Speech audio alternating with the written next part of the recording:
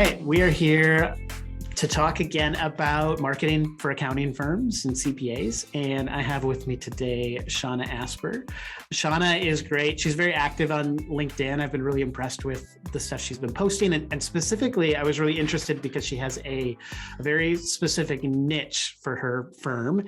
And we wanted to talk about that today. There's a lot of benefits to niching down in your business, and it's good to learn from people who have done it. So Seanna, give us maybe a little bit of your background. How did you get into starting your own firm? And then why did you choose the niche you're in? And maybe a little bit of info about that niche. Yeah, absolutely.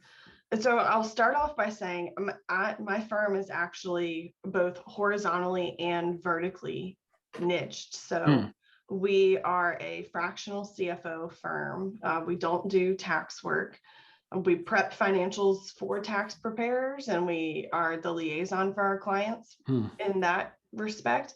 But we don't actually do any business tax returns or personal tax returns. And we're also niched by the industry. So we specifically serve the AEC industry, architecture, engineering, and construction. And, there are a couple of tangential industry pieces that fall in there, but it's kind of like very specifically to them. And I guess I'll start off by, growing up, I worked in my family's businesses. I joke that I was using QuickBooks for my own personal bank account as a 13-year-old. And that's not a lie. That's not an exaggeration either. And most accountants out there are like, wow. But it's true. I started working in the family business, learning about invoicing and bills and all that kind of stuff. So my dad is a civil engineer. They had a civil engineering and surveying firm, and then also a construction company, and still do to this day. And so I grew up working in those two businesses, really learning the ins and outs of businesses. I joke that business was the language we spoke around our house. Some families keep business pretty separated from the kids and everything, and that was not the way it was for us. We talked about business at the dinner table, like we knew what was going on. My brother and I, in the business, it was a very open conversation. So I kind of grew up seeing the feast and famine of small business life. Yeah. There are a ton of perks to being a business owner, and there are a lot of hardships, right? And as specifically in those industries, watching recessions, that type of thing, it was very eye-opening. And I always had the intention of being an engineer, but I got into college, and I think like a lot of people do, got in my second calc class and was like, why are they adding these variables? It was very not taught in a way that made me desire to continue, even though I was doing well. And I was like, what makes more sense? I'm going to go over to accounting. And accounting came very naturally to me. It really enjoyed being in that space. But my accounting path beyond college kind of took a windy path with my husband being active duty military, until I finally got to this point. I was 3 years into my PhD program to be an accounting professor. And I realized that it was too far removed from small business, this thing that I had grown up in and really loved. I knew the impact that being a CPA and working directly with business owners could have on business owners' lives, the lives of employees. And academia was just very, very far removed from feeling any of that sort of impact. So about that time in 2019 is when I made the transition to opening my own firm and kind of finding my way into, what do I want to offer? Who do I want to serve? And having that experience with my family's businesses is what led me to be like, I want to serve them operationally so that they can have really good financials and also have the answers to the questions that they ask on an operational basis. Can I hire another employee? Can I purchase that piece of equipment? How much cash do I need? Can I take a distribution? All those, questions that that's what business owners come to their accountants for, because they don't know the answer. I wanted to be able to answer those for them. And that's kind of what, I guess, birthed this idea of who we serve as a firm. Yeah, I love that. A couple of things that you touched on that I think are super important. One is, so I'm coming at this from a marketing perspective, but you're talking about you've built your business as kind of an advisory first rather than like a task first firm. And the great thing about that is that there's like a limit, like a ceiling to what people are willing to pay for your time. But the advice and like the advisory piece, there's a lot, the ceiling is much higher from that because it's a lot more valuable, right? Yep. And they don't just need someone to like do their books or do their taxes. I mean, they do need some of those things. And that's not, you don't even really do that. You connect them with maybe the right people, but really what business owners want to know, a lot of it is a lot more internal. Like, am I doing it right? Am I going to be okay? Like all of these questions because being a business owner is, I always say it's only like 30% being good at the thing that you're good at. And then it's like 70% like mindset and internal work and all of those things. And a lot of those emotions and the stresses around that are focused around money and finances and things like that. And there's a real opportunity for CPAs and accountants to fill that role of not just someone who can like do their books, but who can be their advisor or their guide in that space. And that's super valuable. So I think it's super smart. So question though, like you have this background in this industry, so it kind of made sense for you to choose it. Did you have a hard time saying no to, businesses that aren't in that area? Or did you have any fear around like having too narrow of a focus? Like there wasn't going to be enough clients for you in that? Yeah, no, that's a great question. And it's a great question with where we're at with the economy right now too, right? Everybody is, fearful of heading into a recession, and especially on the backside of the Great Recession, who did really poorly, the real estate, construction, all of that was really bad in the Great Recession. So, I've had that question from employees, from, other firm owners that I'm in masterminds with, that type of thing. And in these conversations, the reality is that I and my firm, we should be the last ones to go in cost cutting for these companies if we're doing our job correctly, because we should be the thing that's the saving grace, that's helping them make the decisions to pivot and to survive any sort of downturn. This is where they truly get all of their value from us. Not that we don't provide a lot of value when, they're making hay, but this is the time where it's like, oh, I really need answers like right now. I can't afford to make a bad decision. I have to make the right decision right now. And that's where we come in as advisors.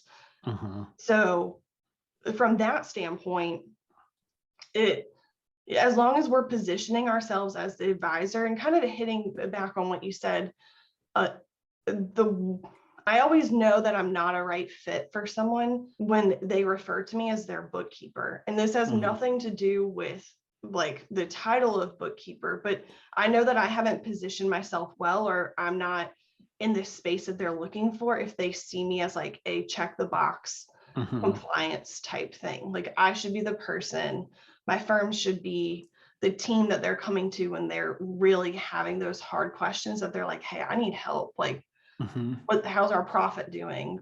What should we be changing? What should we be thinking about as we head into this next period of the economy? And so that's where our value is really coming in. And if they need to see us that way in order to be the right client for us. And then as far as just like the size of the industry, I definitely have the abundance mindset when it comes to accounting services. There are way more businesses in the world than any of us could possibly serve. So I don't feel any sort of like need to like snatch up, anyone from other industries or anything like that.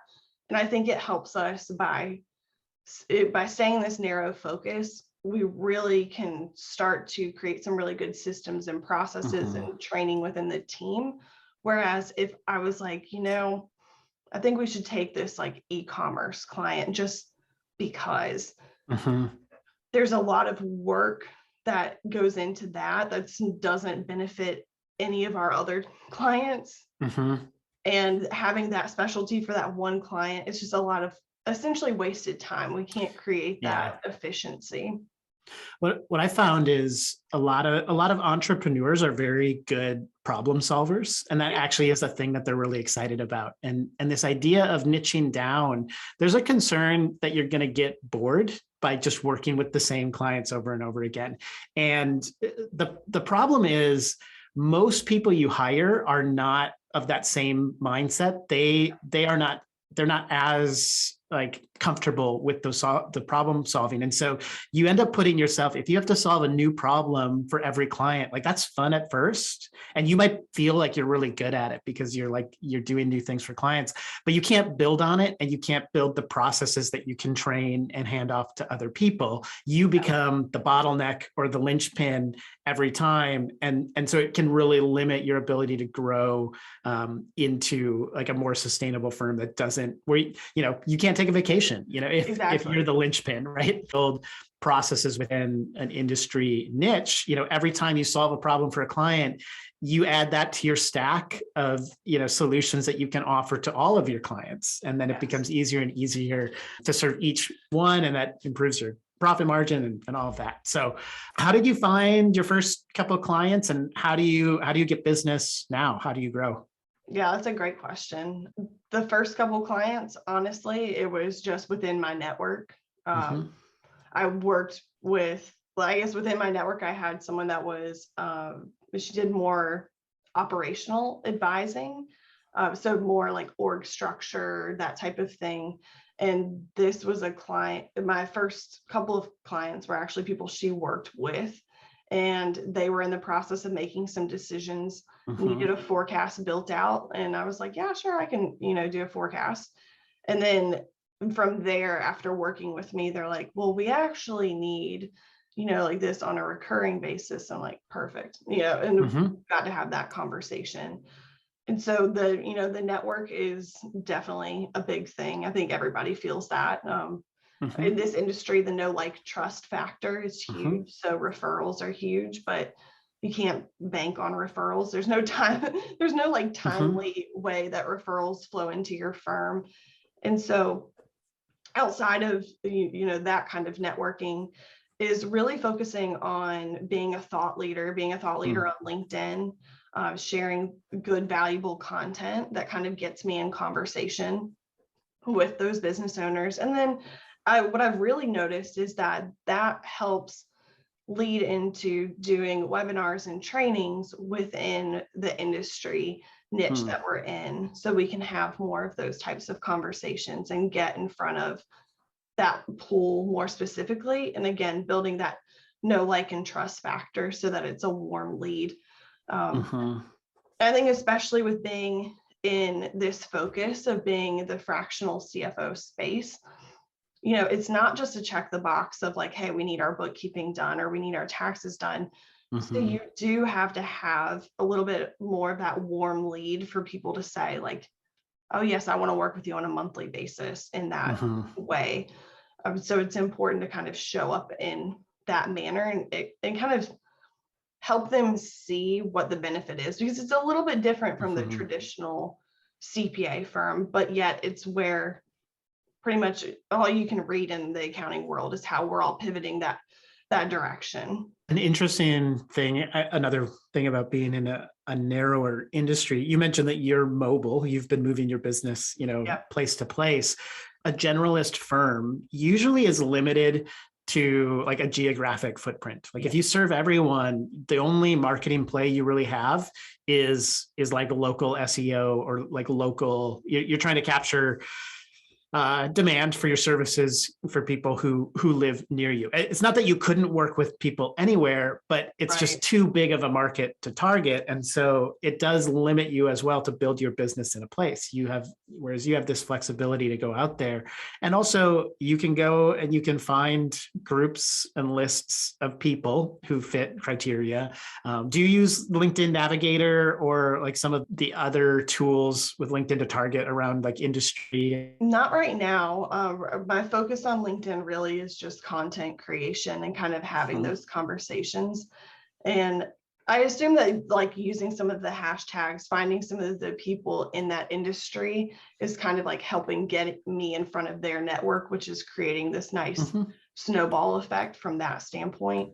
But no, not really using any of like the cold connection type targeting. Yeah. It can be tough to like break into an industry. I think most accountants, if they pick a niche, they already need to have like a foothold in there in some way, either know some people or have a reason to kind of be speaking about that industry. We do a lot of marketing work with accounting firms, and really the way we've built our business. I don't have an accounting background. I'm a marketer, but we had a few really great clients early on who were in that space, and then they referred us to some friends, and all of a sudden we started to build this and realized that there's a lot of benefit to investing into those networkers, because so from my perspective, accountants know accountants. They're in groups with them. They're in masterminds. They're talking to each other. And for you, architects know architects. They're following each other. I've seen some statistics on LinkedIn or about LinkedIn that, basically CEOs, something like 90% of their interactions are with other CEOs, and marketing managers, 90% of their interactions are with other marketing managers. We connect with our peers. And so if your business is built on word of mouth and referrals, having those connections across industries, those are tighter connections than geographic connections. You might have a chamber of commerce or, some, kind of general business group, BNI or something like that. That could be an opportunity for you, but those are weaker and less frequent connections as well. People aren't interacting in those spaces. Yeah, absolutely. And I think if anyone's thinking about getting and focusing in an industry, also looking at, is there some way to get into a mastermind with those people? Like I'm part of an architecture mastermind where I'm not in architecture, I'm an ally of architects. And so I'm in that group, like helping serve, answer questions, do that type of thing. And I think that just, again, it helps create like those warm connections of people. And then when they interact with your content, all the architects in their network see that interaction. And they're like, oh, who is this person? And it really helps. Yeah. Now your firm is not that old, right? You started it in 2019. Yeah. I think it's maybe both easier and harder to start with a niche. I think that for a lot of larger firms, especially ones who have multiple partners or who have a pretty broad base of customers, it can be really hard to refocus. And so it's not to say you shouldn't do that in certain cases, but it can be really difficult. Whereas I think it tends to be, it's a little more straightforward, at least if you start off in a direction, with some specificity rather than trying to pivot later on.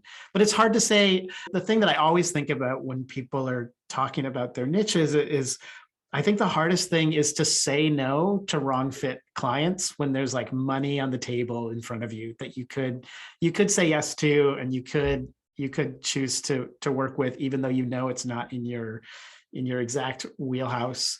I don't know. Maybe you don't have that problem, but well, no, I mean, I've had that problem with even staying within the same industry. Sometimes you do say yes to the clients that in some way still don't, like maybe personality wise, or like I said, if someone refers to my team as like their team of bookkeepers, again, there's nothing wrong with being a bookkeeper, but that's really phrasing how they see us, and that we will never be elevated to the advisor that we truly are if that's the scoping they put us in.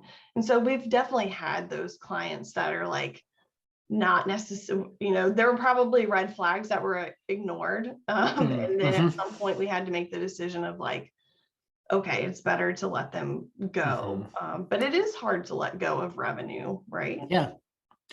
So going back a little bit to marketing and how you kind of built your own personal brand, what has influenced you, or like, are there resources and things that you've looked into, or books, authors, podcasts? What do you look to for advice and in terms of building your own business? Yeah, that's a great question. And so we connected on LinkedIn, and I actually started the LinkedIn marketing that I do after watching, or I guess participating in a course by Justin Welsh. I'm not sure if you're familiar with him. Yep. I highly recommend that course. It was like very beneficial to kind of walk through. There's a lot that I still have to put in practice from his course. But sitting down and kind of thinking about like what questions my clients ask, and then trying to figure out how I can phrase that in a way that's interesting and kind of like pulls people into my circle to try to engage on LinkedIn has been really helpful. And so then I end up finding people along the way that I'm like, oh, like you took Justin's course, didn't you? And they're like, yeah, I did. Like, I can tell by the way you write your post, but it's a good thing. And so that's really been I think the biggest thing for me. I mean, there's been a lot of work I've done over the past few years of working on copy and learning from people and thinking about marketing, but that's probably been the biggest one recently of like, what resource do I use? Yeah, no, that's great. I think you do a great job of identifying and talking about specific problems. I think a mistake I see with a lot of people who are trying to be active on LinkedIn is they're either posting really like surface fluffy, like inspirational quotes, or just like reposting, something by Elon Musk, or, it's a lot of, it's like, have you ever heard the term content-free content? Like there's nothing really there. It's just like activity to get it out there. And then they wonder, why isn't this really clicking? Why don't I have engagement? And you really have to, I think, if you're going with kind of a personal branding marketing project, which LinkedIn, that's kind of what you do. People want to connect with people. They don't want to connect with businesses. And so you have to build yourself as a brand. And as the firm owner, it kind of has to be you, because if you hire someone else to be the face of your company and they leave, they'll take their audience with them. And so it's got to start with you. So even large firm owners, I think, it's a mistake to think that you can outsource all of your expertise to a copywriter or someone else on your team. There's a lot of risk involved in that, and you're not getting nearly as much benefit, in part because they don't know as much as you do about this stuff, but you also run the risk of them, they don't have a stake in your business. And so you're not building something that is great for yourself. We're going to wrap up here in a sec. Just where are you going with your firm? Like, what are your goals and aspirations as a business owner? Yeah, that's a great question. And I have this I don't know, like this very altruistic goal of like, we're here to change lives. And some people would be like, well, you're changing lives by doing accounting. And it's like, yes. But I want to, change 10,000 people's lives, but like business owners, family members, employees, family members of employees, because if I can help business owners run better businesses, they can pay their employees better, they can have, better lives for the employees. And that's really what I'm after. After growing up, seeing the family business and everything and how great it can be and how hard it can be, I'm trying to make businesses more great and less hard on everybody. More great and less hard. Exactly. That's a good, I like that. That's a good tagline. So, well, Seanna, thank you. Thanks for being a part of this conversation. This is great. I think it's really enlightening. I would love to see more of my clients and the accountants and CPAs that I interact with, like, choose a niche. A lot of them are afraid of doing that, but I'm a big believer. There's so many advantages to it, even as you see some of the, there's some complications, especially for more established businesses. But where can people find you, especially architects and other like construction companies? LinkedIn, I suppose. Yeah, LinkedIn's definitely the best place. Connect with me there. Always happy for that. And my firm is Cultivated Strategy, so they can connect with us online there. But yeah, I love being on LinkedIn, love interacting with people. And if there are accountants that have questions or like want to talk to someone about like what it's been like to niche down to an industry and or talk about LinkedIn and how it can be valuable, I'm always open to those conversations too. Great. Well, thanks again for being here. And this has been a great conversation. Absolutely. Thanks for having me. Yeah. This podcast, Marketing for Accounting Firms, is brought to you by Benchmark Growth Marketing, a marketing agency that helps accounting firms get more calls booked through their website. You can find us at benchmarkgrowthmarketing.com. Connect with me, Matt Banker, on LinkedIn.